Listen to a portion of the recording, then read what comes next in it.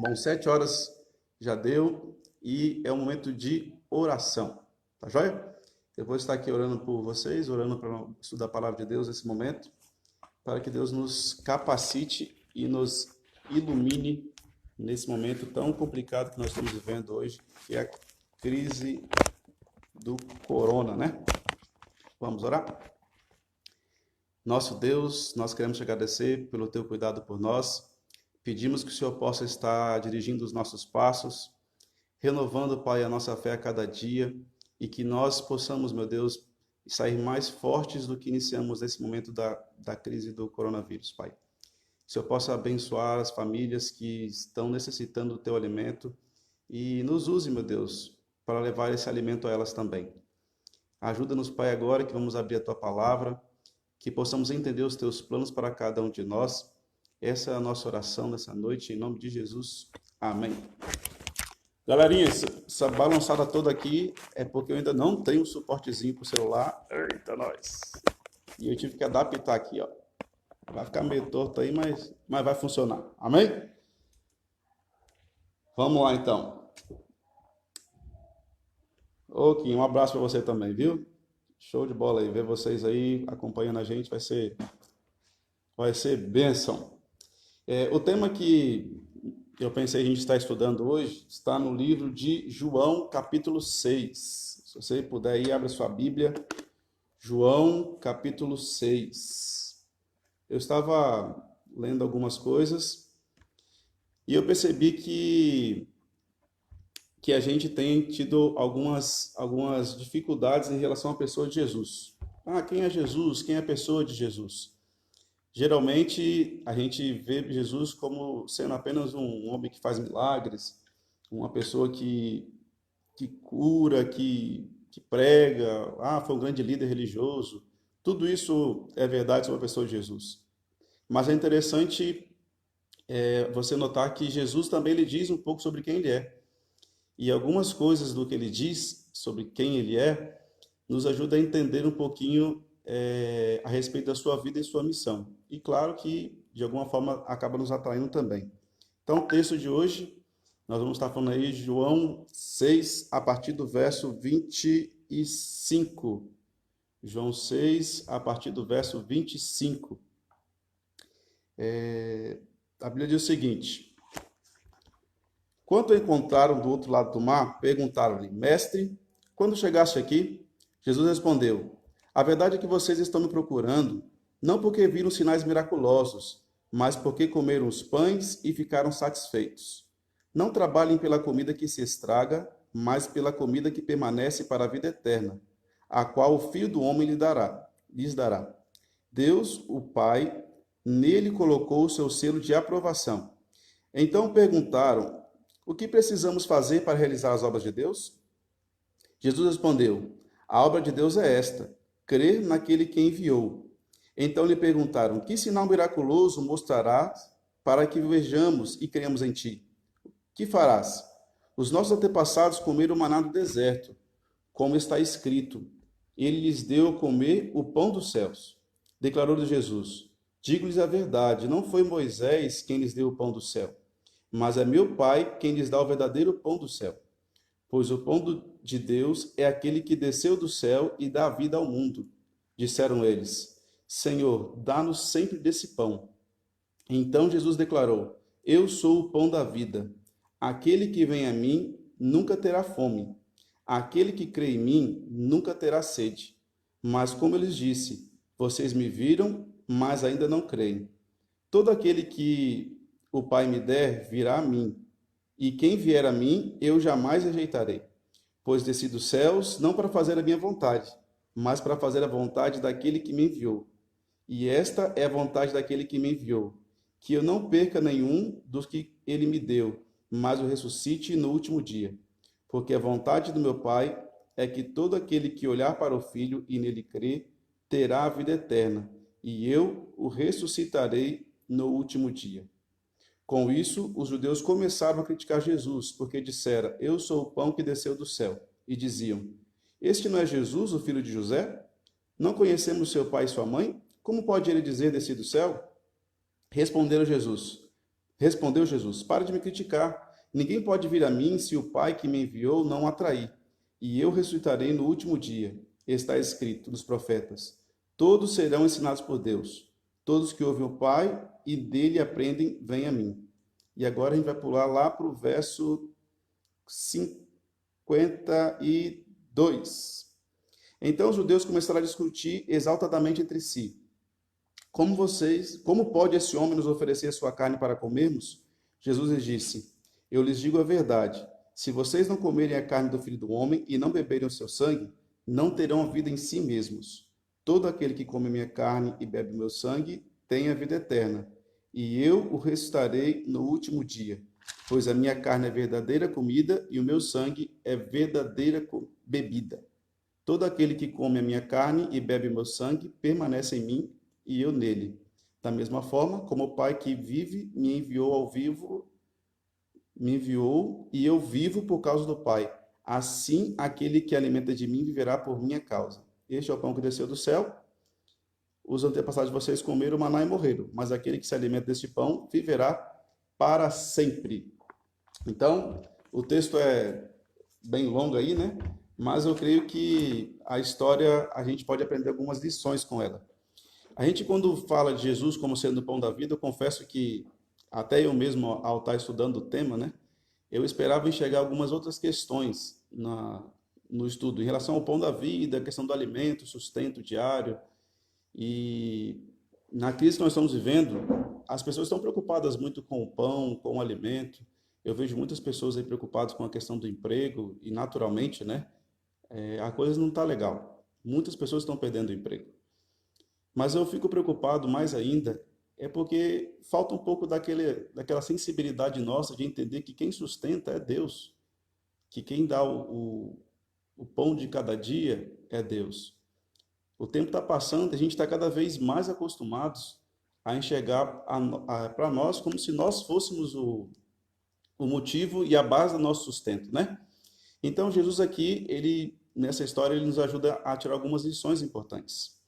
Primeiro eu queria dizer para vocês que Jesus ele tinha um ministério impressionante. O ministério de Jesus, ele era um ministério de graça e de verdade. Jesus, ele conseguia atender duas necessidades básicas do ser humano, que eu digo que é a questão da alimentação, da cura, dos anseios da vida, né? Os desejos que cada um tinha, que passou por Jesus. Alguns era a questão do perdão, outros questão de saúde. Mas Jesus também ele pôde estar nos ajudando com a graça. Ou seja, toda vez que Jesus curava alguém, Jesus estava com o propósito de também manifestar a sua graça. Por que a graça? A graça é um dom que Deus te concede e que você não merece, certo? Então, algumas pessoas receberam bênçãos maravilhosas de Jesus, mesmo rejeitando ele. E Jesus, mesmo assim, continuou pregando e proclamando a sua palavra, né? Então, qual que é o contexto dessa história?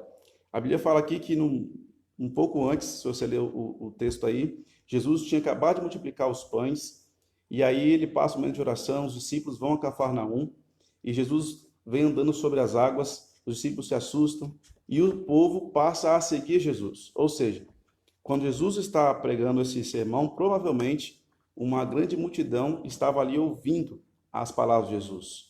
E no verso 26, Jesus já começa dando um puxão de orelha, né? Geralmente ele já começa dando aquele afago, fica comigo, tranquilo e tal. Mas agora no verso 26, ele já fala, olha, vocês estão procurando, não porque vocês comeram e ficaram satisfeitos ou por causa do milagre. Vocês estão me procurando é porque vocês comeram, ficaram satisfeitos, e agora vocês querem que eu fique aí dando comida para vocês, que eu fico agora satisfazendo as necessidades de vocês. E é isso que ele coloca aí no verso 26. E a gente às vezes fica assim, né? Poxa, mas o milagre não foi tão grandioso. Por que Jesus estava tão focado ali? As pessoas, na verdade, estavam tão focadas no pão e esqueceram do milagre em si. Geralmente é assim que acontece.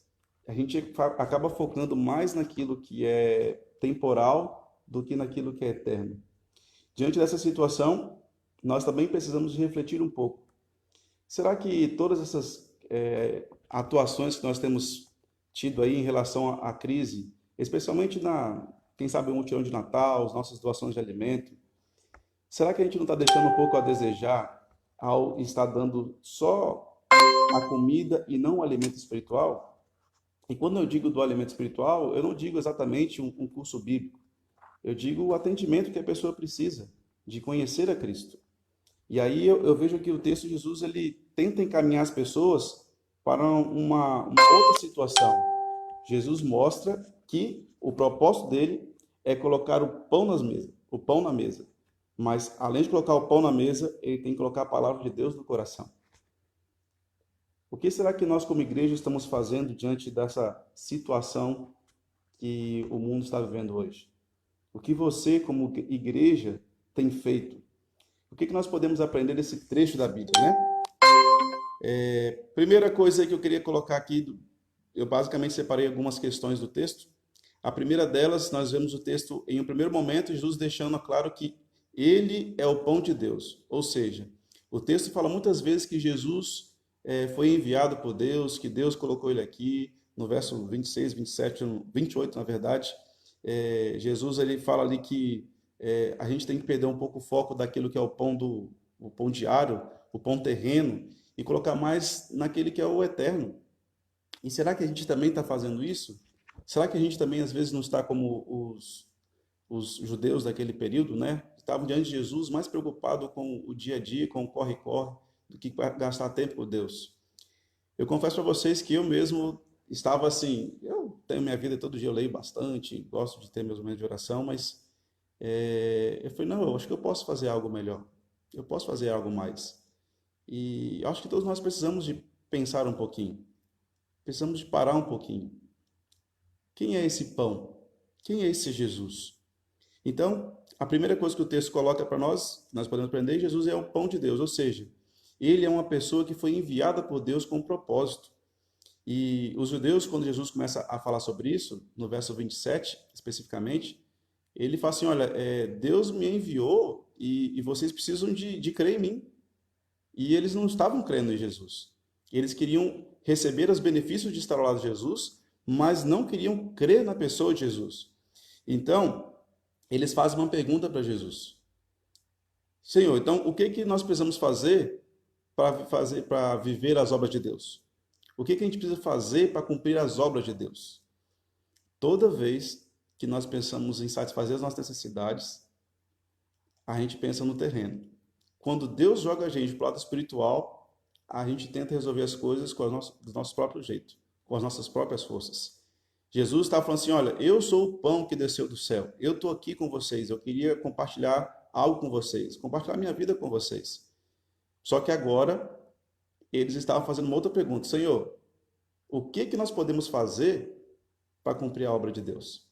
Aí Jesus diz, olha, vocês precisam crer naquele que ele enviou. Olha de novo Jesus colocando aí. Ele está tentando se apresentar. Jesus, ele é o pão. Quando eu falo que Jesus ele é o pão, eu entendi aqui que ele queria ser conhecido intimamente, profundamente. Ele não quer ser apenas uma teoria da nossa vida. Jesus ele quer fazer parte do nosso íntimo. E aqui ele fala para os líderes naquela época, dizendo assim, olha, vocês precisam crer naquele que Deus enviou. Eles criam em Deus, sabiam que Deus existia, até liam a Bíblia, estudavam muito mais do que nós, quem sabe. Mas aqui diz que eles estavam confusos, porque eles não criam na pessoa de Jesus. E você? Você crê em Jesus? Você crê naquele que Deus enviou? Ah, eu sei, sim, eu creio em Jesus, eu vou para a igreja, eu aceito. Não estou dizendo de simplesmente estar na igreja e assistir um culto. Crer em Jesus tem muito mais, tem a ver com muito mais coisas, muitas mais questões. E a gente vai ver mais para frente aqui. Então, no verso 27, Jesus mostra para eles que o problema era o interesse terreno. E logo na sequência ele fala, olha, vocês precisam de mudar o foco de vocês. A crise está feia. Tem cidades que a coisa está pior, tem lugar que está menos pior. Eu estava dizendo com a minha esposa que, na verdade, ela me disse que quando a crise ela chegar mais perto de nós é que a gente vai perceber a intensidade dela, né? É só quando a gente perceber o que as pessoas mais próximas estão se agravando com a doença, que a gente percebe a profundidade da crise. E aí, com Jesus, é a mesma forma. Quanto mais próximo nós estivermos das pessoas e mais perto nós estivermos de Jesus, mais elas vão perceber quem é Jesus dentro de nós e através de nós. Jesus é aquele que Deus enviou. Aí os judeus olham para Jesus e falam: tá bom, mas que milagre você vai fazer para mostrar para nós que você é realmente essa pessoa poderosa aí? Porque nós temos um líder poderoso, Moisés. Moisés ele fez cair o maná, o pão do céu. Jesus, como o pão da vida, ele tentou trazer as pessoas para mais próximo dele. Tentou ajudar as pessoas a perder o foco, quem sabe aí o foco terreno, e transformar em um foco celestial, um foco eterno, tá bom? Então, quando eles questionam se ele poderia fazer um milagre maior do que Moisés, o foco deles não estava em Deus, o foco deles estava no ser humano. Quantas vezes a gente tem colocado o nosso foco no homem ao invés de olhar para Deus? Quantas vezes nós temos colocado a nossa adoração, a nossa comunhão com Deus baseada naquilo que os homens fazem? A gente precisa de ter cuidado com isso. É claro que Moisés teve toda a sua importância durante o ministério que ele teve, é um grande exemplo para cada um de nós. Mas a gente precisa de pensar bem nessa questão. Eles acabaram deixando de receber uma grande bênção porque está falando para um líder que guiou o seu povo e fez um belo trabalho no passado. Então, Jesus agora tenta dirigir aquelas pessoas a uma mensagem muito mais poderosa do que simplesmente o alimento físico. Eu estava lendo um pouquinho um livro bem interessante esses comecinho do ano, na verdade foi até o ano passado que eu li ele. Ele falando sobre a questão da diferença entre a assistência às pessoas carentes e o assistencialismo. Jesus sempre deu assistência às pessoas carentes. Sempre deu. Agora, Jesus nunca fez uma obra de assistencialismo. Sabe qual a diferença? Jesus atendia a necessidade das pessoas e as conduzia àquilo que é eterno. O assistencialismo tem a ver com manutenção da pessoa. Às vezes nós estamos falhando em ficar dando comida, mas não cuidando das pessoas como elas precisam ser cuidadas.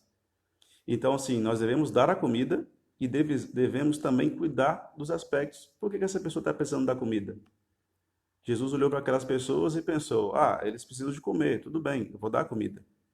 Mas, muito mais do que a comida, eles precisavam do alimento espiritual.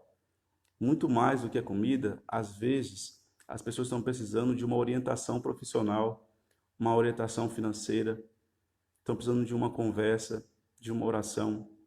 Então, a gente tem que ter um equilíbrio diante dessas situações. Tá bom? Vamos lá. Deus deu maná, mas as pessoas imaginavam que Moisés tinha sido a pessoa quem havia dado maná. Os judeus chegaram a crer nisso aqui nesse período, né? Entenda uma coisa: o ser humano sempre vai estar olhando para um homem que está à frente, mas os homens são falhos. Infelizmente, nós falhamos, nós erramos. E eu queria dizer para você que nós não podemos ficar seguindo homens com interesses terrenos. Nós precisamos seguir pessoas, líderes, com interesse eterno. Eu fico vendo aí, né? Nós também vivemos uma crise política. E meu Face ficou bombardeado de tanta informação, quem dá certo, quem está errado. E às vezes eu fico triste porque a gente acaba ofendendo uns aos outros para defender ideologia. É o nosso país, tudo bem, é o nosso país, a gente tem que defender. Mas será que oração não seria suficiente? Será que ao defender interesses humanos, nós não estamos deixando interesses eternos de lado, ofendendo os nossos amigos, nossos irmãos? A gente precisa de pensar um pouco nisso, né? Jesus, ele tinha seguidores, e os seguidores dele estavam apenas com interesses mundanos, interesses terrenos. Nós não podemos ser, irmãos, desses que seguem apenas aquilo que é mundano. Precisamos seguir aquilo que é eterno. No verso 33 ao 35, é a primeira declaração que ele faz de ser o pão da vida, né? Quando ele faz essa declaração, ele está dizendo, confirmando aquilo que ele havia dito antes, que ele é o enviado de Deus. Eu sou o pão que desceu do céu. Eu sou aquele que Deus está enviando para vocês. Vocês estão perdendo oportunidades, porque não estão absorvendo a minha vida ou aquilo que eu vim oferecer para vocês. Nesse contexto, ele diz o seguinte, aqui no verso 35. Eu sou o pão da vida. Aquele que vem a mim nunca terá fome, e aquele que crê nunca terá sede. Ele coloca algumas características, né? Primeiro, aquele que vem a mim. Então, ele está dizendo o seguinte, olha, eu sou o pão, eu sou o alimento. Você quer ser alimentado? Vem a mim. É isso mesmo, vem a mim. Então, a orientação de Jesus é que a gente precisa ir até ele. Por que ir até ele? Mas não é sempre Deus que tem iniciativa, né? Eu sempre falo isso na igreja. Deus tem iniciativa na salvação, ele sempre está indo atrás de você. Mas quando a gente chega em Apocalipse, a Bíblia fala que ele está à porta e bate. É isso que estou à porta e bato. E Jesus vai bater na porta do nosso coração. Então você tem que ir até Jesus para abrir a porta do seu coração. Ele está contigo. A questão é, e você vai abrir a porta do coração ou não? Agora, o interessante, eu estava dando uma lida, é que quando ele fala quem vier a mim, não quer dizer de um ato único que você praticou, mas um hábito de vida. A gente se acostuma porque foi batizado, porque tomou uma decisão lá de Cristo, e aí acho que só isso é o suficiente, né? Eu já fui batizado, estou indo para a igreja, isso é o essencial. Na verdade, não. A gente precisa de ir a Cristo constantemente, tem que ser o nosso hábito. E aí, e se eu cair? Eu levanto. E se eu estiver bem? Eu continuo com Cristo. A gente acaba procurando Cristo quando está nos momentos de crise, mas e nos momentos de bonança? O texto continua também dizendo o seguinte, olha, aquele que crê também vai estar ligado a Cristo, né? Então, esse crer não é um assentimento intelectual, não é uma coisa que você vai imaginar ou pensar. O crer está relacionado com a sua prática também. Então, o ir a Cristo tem a ver com a sua vida prática. A gente está muito tempo perdidos, sentado no banco da igreja, assistindo o culto, vendo grandes pregadores, grandes cantores. Isso é gostoso, isso é bom. Mas nós acabamos entrando no ciclo do mundo do entretenimento. E tem que ter cuidado com isso. Porque nós estamos nesse mundo só de passagem. Jesus ele fala assim, olha, aquele que vem a mim, aquele que crê em mim, Deus jamais rejeita. De quem que ele está falando? Ele está falando de quem está na igreja? Tá. Ele está falando de quem está fora da igreja? Também está. Então, a gente acaba fazendo algumas barreiras para pessoas, algum tipo de pessoa, não ir até Jesus. A gente tem que ter cuidado, porque Jesus ele não rejeita nenhum tipo de pessoa. Jesus, ele odeia o pecado, mas ama o pecador. A gente precisa de achar um equilíbrio entre essas duas questões. A gente tem dificuldade com isso. Isso é verdade. Mas a questão toda é que todo mundo tem oportunidade de se chegar a Cristo. E eu lembro que eu dizia, antes da crise, né? Nossa, se eu tivesse mais tempo em casa, eu poderia fazer isso, eu poderia fazer aquilo, eu vou ajudar meus filhos nisso, vou fazer... Pensei um monte de coisa. Acabou que estou aí já há 3 semanas, eu saio, visito, faço alguma coisa ou outra, mas algumas questões que eu imaginava que eu ia fazer, eu não fiz até hoje. E eu imagino que você também. Fez vários planos de fazer muitas coisas aí, mas acaba não fazendo. Então, qual que é o nosso problema? Não é que a bênção não exista.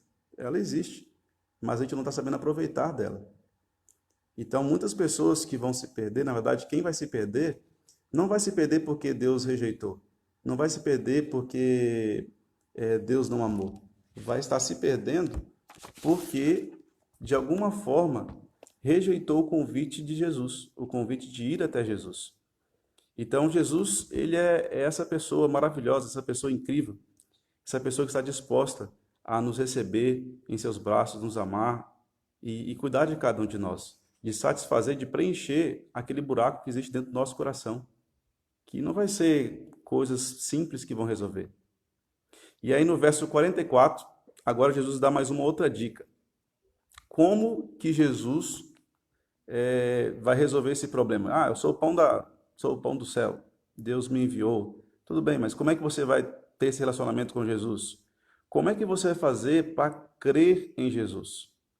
No verso 44 e 45, Jesus diz o seguinte, olha, o Pai atrai, aqueles que quem o Pai atrai a mim, serão recebidos. Ou seja, é o Pai, Deus o Pai, quem está atraindo pessoas a Cristo. Como é que o Pai vai estar atraindo as pessoas a Cristo?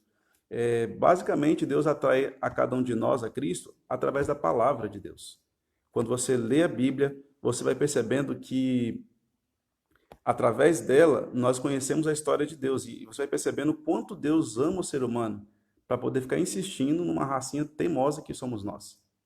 E quanto Deus tem feito para a nossa salvação e o quanto Deus tem nos perdoado diante da nossa incredulidade. Então, você quer ir a Cristo? Para ir a Cristo, você precisa conhecer o amor do Pai. Agora eu digo também por um outro sentido, um outro caminho, né? Nós podemos pensar. E aquelas pessoas que não conhecem a Cristo? Por que que elas não têm ido a Cristo? Será que é porque elas não querem aprender a Bíblia, porque está difícil? Eu ouço muito isso, né? Eu creio que as pessoas não estão indo a Cristo porque a gente não tem levado Cristo a elas. Ou porque elas talvez não conheceram Cristo, não viram Cristo em nós. Quem sabe elas não estão indo a Cristo porque elas aprenderam muito sobre a roupa de Jesus, sobre a cidade que Jesus morava, onde ele nasceu, por ele ter nascido de uma virgem, aprender o sinal da volta de Jesus. Mas quem é Jesus, de fato? E o tempo que ele passava em oração? E o tempo que ele passava cuidando das pessoas? Será que as pessoas conhecem esse Jesus? Quando você abre a Bíblia, quem é o Jesus que você conhece? Como é que a sua igreja tem demonstrado o amor de Deus? Que tipo de Deus as pessoas estão conhecendo quando elas estão olhando aí para a tua igreja, para você? Eu fico preocupado com isso. Como é que as pessoas veem Deus através de mim? Acontece que a história continua. Nessa primeira parte, Jesus está o tempo todo mostrando, então, que ele realmente é o pão que veio do céu e veio para salvar. A partir do verso 48, Jesus dá uma nova abordagem. Ele mais uma vez diz, olha, eu sou o pão da vida. É a mesma coisa, mas o contexto é diferente. Quando Jesus diz que ele é o pão da vida, a partir do verso 48, agora a frase já tem a ver com o trabalho dele na vida dos homens. Então, em primeiro lugar, Jesus é o pão que veio do céu, ele é o pão de Deus. E em segundo lugar, Jesus é o pão em nós.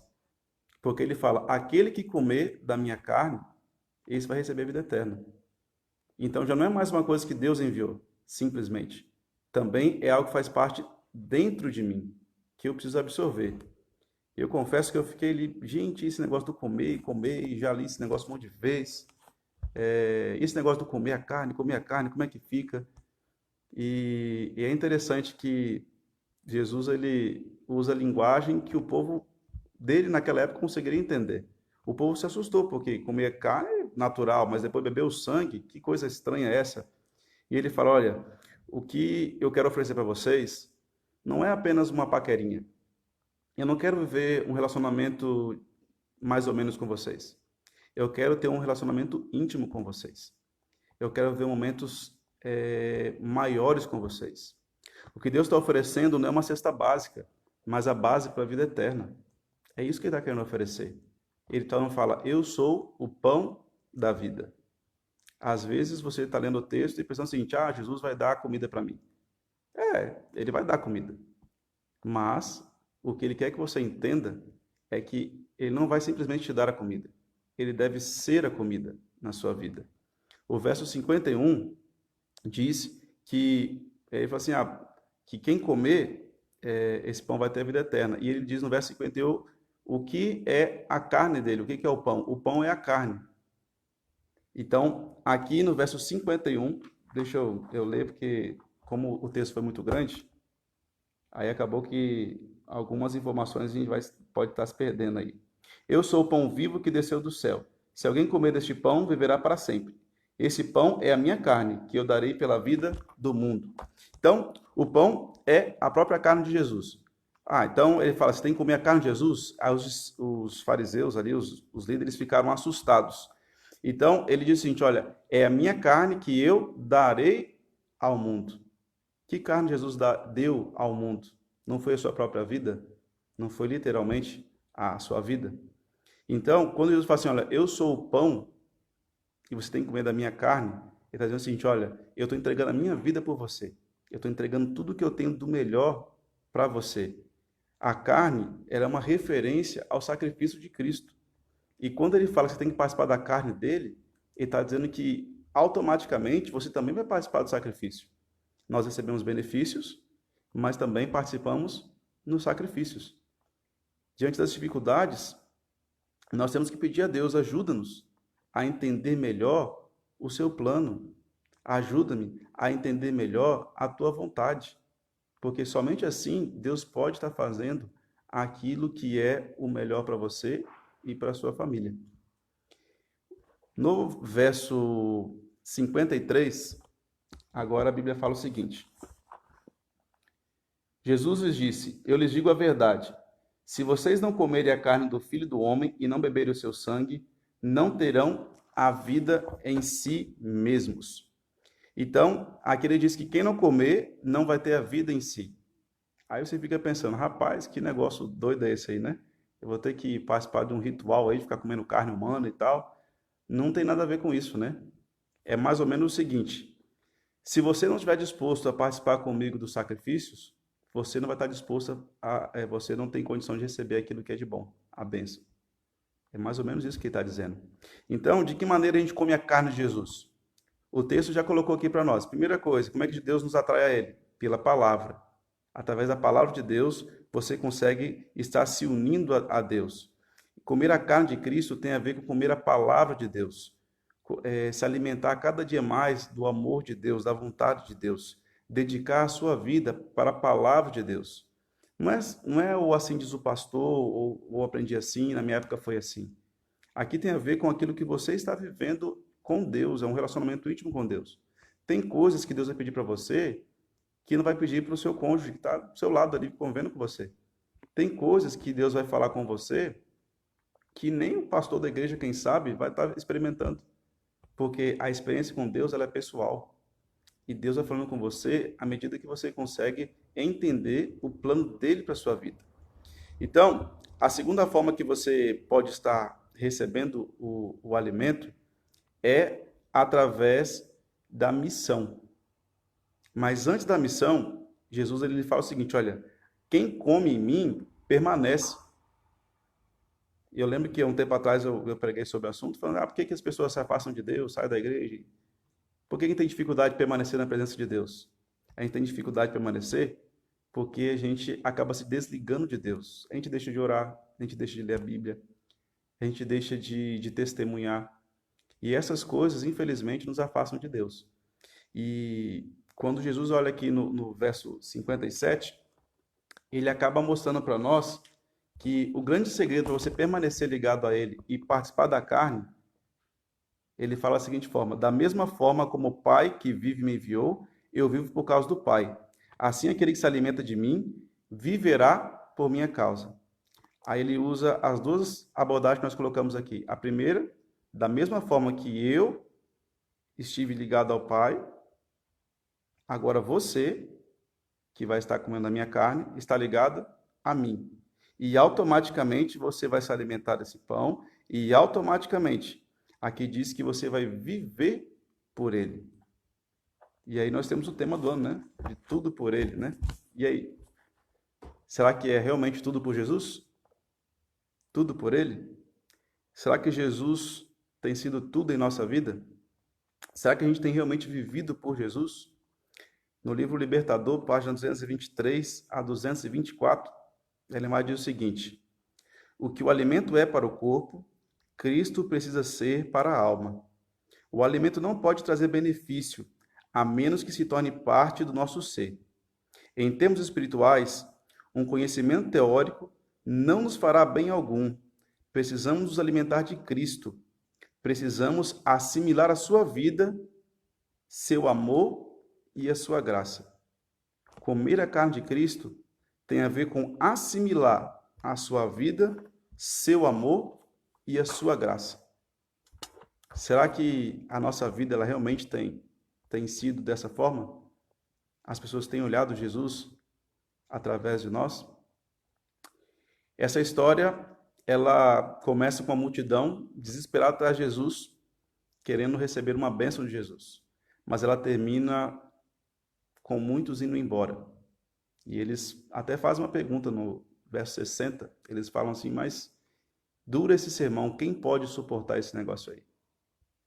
Ir para a igreja é fácil, é fichinha. Agora, assimilar a vida de Jesus, você está disposto a isso? Muitos estavam dispostos a receber a graça, mas a verdade é algo que nós temos dificuldade de assimilar. A gente tem dificuldade de receber as orientações da palavra de Deus, de colocar nossa vida de acordo com a vontade de Deus. Jesus, ele é esse pão. Ele é o pão da vida porque ele foi enviado por Deus para nos salvar e ele ainda cuida das nossas necessidades e nos concede a salvação. Ele é esse pão. Ele é quem cuida, ele é quem está disposto. Salmo 127, né? Olha, quando você está dormindo, eu estou estou colocando o pão na sua casa, eu estou cuidando de você. Não tem por que você ficar preocupado com coisas terrenas. Faça a sua parte, é claro, mas eu vou continuar cuidando de você. Jesus deseja satisfazer as nossas necessidades terrenas, mas deseja que o nosso foco seja sempre o céu. As crises terrestres não podem nos tirar os olhos daquilo que Deus tem preparado para cada um de nós. Jesus, ele precisa voltar a ser o foco da nossa vida. A gente está preocupado com um monte de coisa aí durante esses dias. Mas e Cristo? Por que não aproveitar esse tempo para gastar mais tempo, para passar mais tempo com Ele, para poder levar Ele a outras pessoas de alguma forma mais criativa, quem sabe? Confesso para vocês, está sendo um desafio esse negócio aí de fazer as lives aí. Mas a gente ajuda alguns aí, Deus abençoa, né? Cada um vai ajudando uns aos outros. E aí depois nós podemos aprender também que Jesus, aprendemos na verdade, né? Que Jesus ele é o pão da vida e deseja que a nossa união com Ele ela seja tão íntima quanto o alimento é para o nosso corpo. Ele é o pão que deve permanecer dentro do nosso corpo, ou seja, a gente tem que absorver Jesus em nossa vida. Não basta você colocar Jesus apenas lá de fora, apenas na carcaça. É fácil. Você põe uma roupa lá legal, vai para a igreja, canta, prega, senta lá, assiste a pregação, vai embora. Eu não creio que Deus fez tudo o que Ele fez ali, através de Jesus, para poder montar igrejas onde as pessoas sentam e ficam ouvindo pregação. Eu creio que Deus nos chamou para poder fazer algo mais, para compartilhar esse pão. E ao ser enviado por Deus, Jesus, agora, ele também compartilha a missão. Ele coloca você também para ser um mensageiro de Deus. Ele coloca você agora para compartilhar o pão da vida. Deus ele quer que nós preenchamos as pessoas com o alimento físico, mas também com o alimento espiritual. Pode ser que você nem com o alimento físico está cuidando, né? Mas fala com Deus, Senhor, me ajuda. Eu preciso atender às necessidades do meu próximo. Mas da mesma forma, fala, Senhor, mas que o meu coração também esteja linkado no Senhor.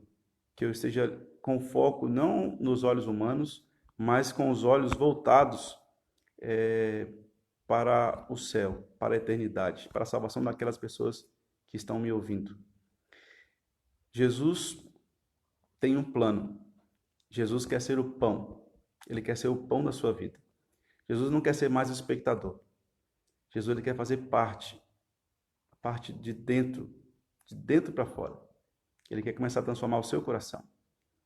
A grande questão é, e você? Vai deixar Jesus te transformar de dentro para fora? Quanto Jesus tem transformado a sua vida? Será que no seu dia a dia Jesus tem sido apenas o pão de Deus? Ou será que Jesus é o pão em você? Você está preenchido com o que durante esses dias? Preenchendo com apenas questões terrenas? Ou está preenchendo o seu tempo aí, preenchendo a sua vida, o seu coração com a palavra de Deus e com a, a vontade de Deus para a sua vida? Aproveite para ler aquela série do Grande Conflito, aproveite para ler livros, bons livros, aproveite para orar. É difícil a gente criar um hábito que a gente não, como a gente já diz, não está acostumado, mas é preciso. Quando é que você vai abrir a porta do seu coração? Quando é que você vai seguir os passos de Jesus? Pastor, mas eu não entendi muito bem como é que é esse negócio aí de comer o pão. É simples. Passe tempo com Jesus. Leia a palavra de Deus. E viva como Jesus viveu. Assim, Jesus vai ser o pão em você e você vai ser o pão de Jesus para outras pessoas. Amém? Vamos orar? Nosso Deus, nós te agradecemos por esse momento que tivemos aqui. Pedimos que o Senhor nos ajude, meu Deus, a permanecer ligados a Ti, que o Senhor nos ajude a nos alimentarmos da Tua palavra e nos ajude, meu Deus, a vivermos conforme os Teus planos para cada um de nós. Queremos pedir que Jesus faça parte da nossa vida, Pai, não de uma forma apenas externa, mas que Ele dirija o nosso coração, meu Deus. Que os nossos desejos terrenos possam ser purificados por Cristo Jesus. Ajuda-nos, meu Deus, a viver conforme a Tua vontade. É o que nós oramos e já agradecidos em nome de Jesus. Amém.